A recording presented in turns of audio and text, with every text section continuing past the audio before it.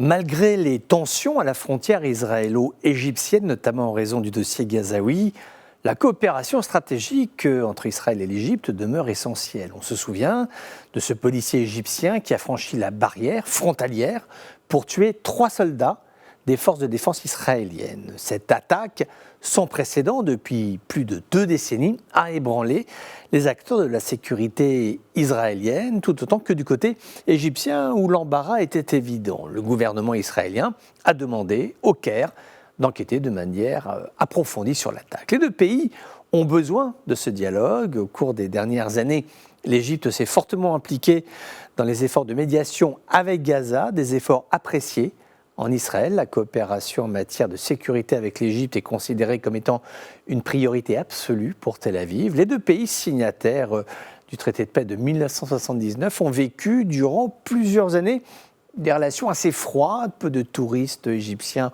ont visité Israël au cours des années qui ont suivi la signature de ce traité de paix. Cela étant dit, au cours de la dernière décennie, depuis la montée en puissance du président Abdel Fattah al-Sisi, les liens stratégiques entre les 2 nations se sont approfondis et élargis, tant dans le domaine de la sécurité que le domaine de l'énergie.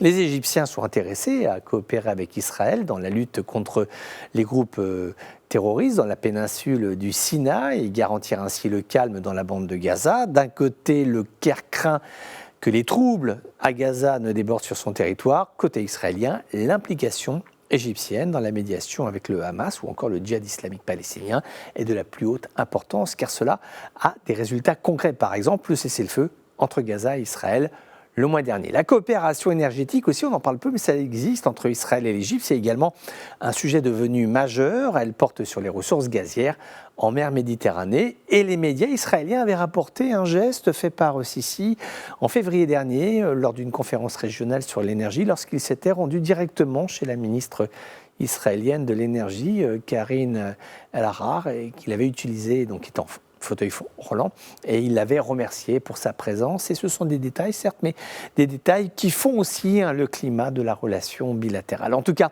il y a la volonté de part et d'autre de ne pas se laisser gagner par l'émotion des événements, même douloureux. Celle-ci est légitime au regard de la gravité des faits, mais la volonté avant tout de rappeler que ce lien israélo-égyptien est nécessaire à l'équilibre et à la sécurité de cette région que l'on sait hautement imprévisible.